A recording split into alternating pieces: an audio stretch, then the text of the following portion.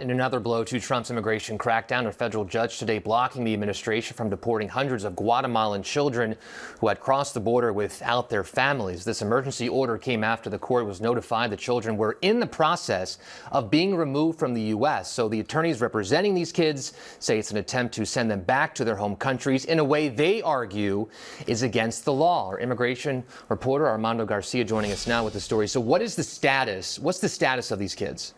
Well, Perry, we know that when the hearing started today, these kids were on planes, on tarmacs. A DOJ attorney actually said that they were on a plane that had actually taken off, but had since returned back to the United States, still in the custody under the U.S. government. However, the judge has ordered that these kids be deplaned, that they be returned to the custody of the U.S. government, but she has also ordered that the Trump administration file a status report by 4 p.m.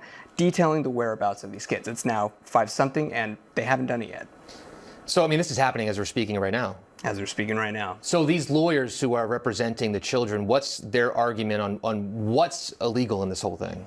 Well, look, it's very important for our viewers to know. Can the U.S. government return an unaccompanied minor back to their home country? Yes, absolutely, no doubt. However, that process is usually carried out in court and typically involves, importantly, the child being able to contest the removal and express if they feel they're going to be harmed when they are returned back to their home country. That is not what's happening here, at least according to the lawyers. The judge also expressed some skepticism over the legality of this, but yet we're still wanting to learn a little bit more details about this alleged agreement between the government of Guatemala and the Trump administration. Do we have any idea about ages at all, or no?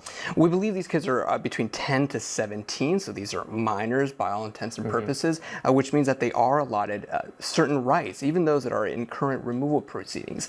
It's important to note that some of these kids were also seeking asylum here in the United States, so they had hearings in the next few days, obviously showing their intent to want to stay in the country. Now the government is saying that the government of Guatemala has asked for them back with the permission of the U.S. guardians.